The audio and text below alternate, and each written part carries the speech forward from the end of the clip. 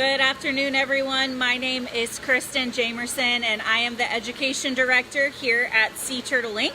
Sea Turtle Inc. is a nonprofit sea turtle hospital on South Padre Island, Texas. We do have a 3-tier mission here to rescue and rehabilitate sick and injured sea turtles for release back out into the wild, to educate the public about sea turtles and their marine habitat, as well as work towards conservation efforts for all marine turtle species. So I'm really excited that you guys are here. For those of you that have hopped on already, go ahead and type into the comment bar where you guys are tuning in from. We always get really excited to see where everybody is watching from, because we've gotten people all across the United States as well as people overseas, so that's always fun for us to see. We've been really excited to do these Facebook Lives for you guys since we are still closed to the public.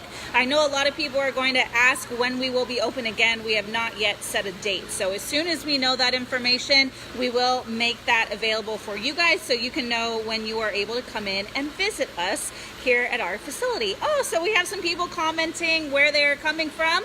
We have people from the Netherlands. We also have Myrtle Beach, South Carolina, Henderson, Kentucky, San Antonio, some Texas people hopping on with us today. I'm really excited that you guys are here. We've kind of switched up the time as to when we're doing their lives, so we're gonna see how many people hop on. More people from Indiana. Awesome, thank you guys so much. So today we are going to be talking about trash out in our oceans and the impact that that has on sea turtles. So we all know that there are tons of marine debris. There's lots of trash floating around out in our oceans right now. And why is that important? Why does it matter? So where that trash comes from is from areas just like our island here on land. Those things get moved around, they go into landfills, and unfortunately wind and all kinds of other things can make that trash end up out in the ocean. So I actually have a tray in front of me right now of some trash that we have picked up here on the beaches of South Padre Island. So I'm going to show you some of these items. So we see different things wash up here, like flip-flops. We also get plastic bottles. You guys are going to notice something that all of these things have in common. This is another piece of foam of some sort. What else do we have? More plastic bottles. We also have some gloves here that are stuck to my tray. So I'm going to spin my camera around so you guys can see all this stuff. Again, this is all trash that has been picked up on the beaches of South Padre Island. We also have this big plastic bag here. Now, you guys might notice something about all of this trash. I know, I see a lot of angry faces coming in. I feel the exact same way. Now, if you guys look closely, you are going to notice these little diamond shapes all over this stuff. Do you guys have any idea what these diamond shapes are from? I have some people commenting already what they think it's from. You guys can see it really well in my yellow plastic bottle here. Yeah, you guys are saying that this is all trash that has been bitten, and you are right. Excuse me. So this is what a sea turtle bite looks like in plastic. Now, I know that I cannot see all of you guys, but I'm assuming that some of you are watching this with your family. So I want you guys to show each other or show yourself, how big do you guys think your brain is? Use your hands. Do you guys think your brain is tiny? Do you think it's huge? What do you guys think? I'll give you guys a second to talk amongst yourselves. Estimate the size of your brain. Now, if you guys put your fists together like this, that is the size of your brain in your skull. Now, can you guys wiggle your thumb for me? That little thumb that you're wiggling, that's about the size of a grape. That is the size of a sea turtle brain. Now, I do have a skull right here that I want to show you guys. This is a real sea turtle skull. Now, if I flip this around, this is where the sea turtle's brain fits. It's really small, much smaller than ours in comparison. And because of that small brain size, it is really hard for sea turtles to tell the difference between what is food and what is not when all of these things are out floating in the environment. So if you guys imagine this big yellow plastic bag that I showed you earlier, that floating out in the water might look like a what to a sea turtle?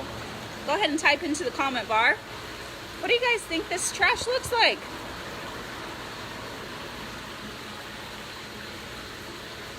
So for those of you that guessed, it might look like a jellyfish, it might look like a squid. Sometimes plastics can mimic seagrasses, and those are all things that sea turtles would naturally be eating out in the wild. So all these little diamonds, those are all exactly right. You guys are commenting food into my comment bar. These are all bites from turtles. And if you imagine the turtle that ate this, it could have gotten really, really sick. It could have been a turtle that ended up in our hospital. This stuff can also kill wildlife too. And it doesn't just impact sea turtles, it impacts all wildlife, not that's just out in our oceans, but wildlife that's just on land too. So we have a little patient that we're going to be highlighting today. This turtle came in on the 6th, and that patient's name is Monday Blues. So I'm going to take you guys over to Monday Blues' tank so we can see what that turtle is up to. If you guys do have questions, go ahead and comment them in the little comment section, and I can answer them as I see them pop up. So, oh, here are our little turtles. Let's spin the camera around. So we have Monday Blues here in the front, and then we have Daybreak, who is swimming up toward the surface now. So I'm going to tell you a little bit about Monday Blues' story. This turtle was found by one of our interns this season, and it was stuck in the rocks down at our shipping channel. Daybreak actually was found in the same area. These are both green sea turtles. They are juveniles. They're young. They're pretty small. Their shell is a little bit bigger than the size of my hand. So they're maybe 4 to 5 pounds, give or take. Green sea turtles feed a lot on sea grasses and algae. And there's a lot of algae that grows along the rock faces on our jetties. So our big shipping channel at the north and south end of this island. So there you guys will see Daybreak again. And then here is Monday Blues. So whenever the water level is very high, these turtles will go into those tight cracks and crevices in the jetties and feed on that algae. But as the tide goes out, sometimes they get stuck. If the waves are big enough, the turtles can also get pushed over the edge and they become trapped. They're not able to get out. So whenever we do our patrols here on the island, we always look in those rocks to see if there are any turtles that are stuck. Last year, 30 out of our 85 patients were turtles that just got trapped in those rocks of the jetties. So if you guys do visit South Padre Island, if you guys are go fishing and you happen to be in those areas, make sure you guys are checking for those for turtles in those rocks too, because there's always a chance that you guys might find a little patient of our facility. There you might find a turtle that's trapped. So our intern was patrolling, spotted Monday Blues. We were able to get the turtle out and bring them back here to our facility. Now this turtle is in pretty good shape, but over the last week or so, something started happening. The intern came into, her name is Cammie, she came in to visit Monday Blues, see how the turtle was doing, and she noticed that Monday Blues was passing something in the tank. The turtle was pooping. So we pulled the turtle out, and what we found, this was on May 2nd, we found this big, we have saved it so we can share it with you guys. This is a big piece of black plastic. Now, we know that these turtles did not, or we know that Monday Blues didn't eat this trash while it's been here in our hospital. So this turtle had to have eaten this plastic whenever it was out in the ocean. Now, this was on the 2nd. Now, fast forward about a week. On the 10th of May, we shared these photos yesterday, but for those of you that missed it, Monday Blues passed more plastic. And this was about, I want to say this was about 24 inches long. I could be a little off on the measurements there. But this is just a prime example of what turtles as well as other wildlife are eating whenever they're out in the ocean every day, because they are mistaking these items for food. Monday Blues is hanging out underneath this little pipe here. So what are some things that we can do to help reduce our impact on the environment? I see a lot of you commenting in the comment section, oh, this is so sad, that's disgusting. All of this trash that's out there, though, that all comes from people, things that we are doing here on land. And because of that, that means that there are steps that we can take to reduce our impact, which is good. So some things that you guys can do every single day, no matter where you live, what state, what city, what country you're in. These are things that all of us can do to help save little sea turtles like Monday Blues and all of our other wildlife as well. Simple things like like taking your own bags with you to the grocery store. A lot of us, I don't know about other states, but here in Texas, unfortunately, when you go to grocery stores, a lot of times they're handing you a plastic bag to take your groceries in, and people don't reuse those. That bag goes from the grocery store to your kitchen, you unload your groceries, and a lot of people just throw those away. So taking your own bags eliminates that one-time use plastic. You can also get reusable options like water bottles, straws, cups, silverware. There's all kinds of reusable options now. I know a lot of people are trying to go green, and those are some of the simplest ways for you to do that. Another easy thing without having to purchase anything is just skipping the straw. We know places are starting to open. They are here on the island, restaurants and things. One thing that you can say is, hey, I don't need a straw, you can keep that. A simple 2 seconds that you can say to your waiter or waitress, and that is going to eliminate a lot of those one-time use plastics, because again, that straw that you're using for an hour while you're in that restaurant, it's going to end up in the trash as soon as you leave. So taking your own items with you will help reduce a lot of that waste. I'm going to spin the camera around so you guys can see. Monday Blues is over on the other side, but here's a little Daybreak. And if you guys do have questions, go ahead and type them into the comment bar, and I will answer them as you see, as I see them pop up. One comment that I saw, let's see. I apologize if I'm pronouncing your name wrong, but Sunil commented, opt for glass and look for local recycling center. Oh, now our local recycling centers won't take glass. So I know here in the Rio Grande Valley, I take all my glass over to the McAllen Recycling Center. There isn't a place here on our island that accepts glass, but we do accept other types of recycling here. Again, that's going to vary depending on where you live and the resources that your cities and counties have. So look that information up.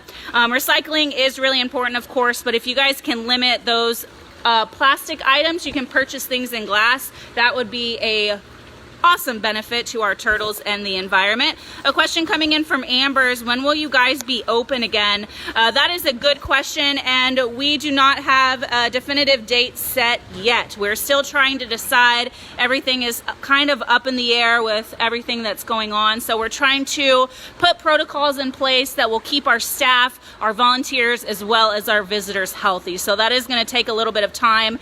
As soon as we set a date, we will post that on our Facebook as well as on our website, and then hopefully soon we can get you guys in here to see these turtles in person. Somebody commented reusables, or Big B Little B, reusables is where it's at. That is true. I agree with that 100%. Victoria, you're so lucky to have the chance to do this work. I am lucky. Thank you guys so much. I'm really excited that you guys are here learning about these turtles and hopefully doing your part to help protect our environment as well. A question from Marla. When donating via Facebook, what percentage does Facebook keep and charge? That is a good question. I know with everything going on and all the shutdowns that are taking place, Facebook did put in to where nonprofits would get 100% of the donations that were made. I'm not for sure if that has changed. So if you guys do want to donate and you don't feel comfortable doing it through Facebook, you guys can donate directly through our website as well. Our website is Sea Turtle Inc. That's inc.org. If you guys are interested in adopting Monday Blues or Daybreak, you can do that through our website also. You get fun little swag that gets sent to your door. Yeah, thank you so much, Victoria, for your donation. We really appreciate that. Any donations that are made do go to running our facility, the care for the animals that you guys are looking at right now, maintaining water quality, purchasing food, medications, those sorts of things. So we really do appreciate how generous you guys have been during our trying times. Somebody, Costa asked, are they all hawksbills? These are actually green sea turtle juveniles. That's the main species that we get here at Sea Turtle Inc. A comment from Susan. I remember seeing the turtle lady on the beach in the 80s when I was there as a kid. I'm sure that was really awesome. We get a lot of people that come in mentioning Isla, our founder. We actually are going to be doing a post about Isla tomorrow if you guys want to learn a little bit more. She was an amazing lady, and we would not be here without all the hard work that she did. Quite some time now. We've obviously grown a bit. We do have plans to expand more in the future. So we hope that we are making her proud with all the work that we're doing. A question from Victoria is what involves an adoption? So these are symbolic adoptions. So if you guys imagine adopting a star or something like that, obviously you wouldn't get the turtle, but we do send you information about the specific patient, all of that. Everything that you would get in our adoptions is listed on our website. A question from Ernesto is how long will you keep these two before you let them go? That is a good question. They haven't been here very long. Obviously, they're pretty active. They're doing really well. So hopefully we can get them released by the end of the summer. Good questions. A question from Kelly is how long has Sea Turtle Inc. been around? We have been around, oh gosh, we were founded by Isla Fox Letcher back in 1977, so we've been here for quite some time. The building that I'm standing in right now is our original expansion from her home, and we have been here since 1999. Good questions, guys. A question from Amber, is the public still able to attend hatchling releases when they start happening? That is a really good question. Again, with everything going on, we do not feel comfortable. There's not really a way for us to social distance visitors during hatchling releases. If you guys have never been to one before, there will be hundreds of people there standing in close proximity. So we are still working things out. I don't believe that we are going to be doing public hatching releases this year. Some of you might be upset by that, but we are trying to maintain the health and safety of all the visitors and of course everyone that wants to enjoy these turtles. So if we do hatchling releases, most likely they will be happening on Facebook Live like you guys are watching with me. But again, when we have all the finalized details for that, everything is still up in the air. We're trying the best that we can to plan things for the summer when we do reopen. So follow our Facebook if you guys don't already. Check our website and we'll post updates as soon as we know so you guys can make plans and arrangements too. Good questions, guys. And then last question from Alana is how long do you keep the turtles when they come in? It really varies. It depends on their injury. Sometimes we have turtles that will stay with us for a week. Other times the turtles might stay for a couple years. But as soon as they are healthy, we try and release them as quickly as we can so they are not staying here in the hospital unnecessarily. Good question. So I see another question from Gregory. How often do you find the turtles stuck in the jetties that are in good enough shape to immediately release? We actually don't immediately release them. We bring all turtles directly back to our facility. Like Monday Blues, the turtle looked well on the outside, but a couple weeks later, that turtle ended up passing plastic. So just because the turtle looks healthy doesn't mean there's not something going on internally that needs to be treated. So every turtle that we come across, we do bring back to our facility to work that turtle up, see if anything is going on internally, if they have blockages or broken bones or anything like that that need to be treated, and hopefully their turnaround is really quick.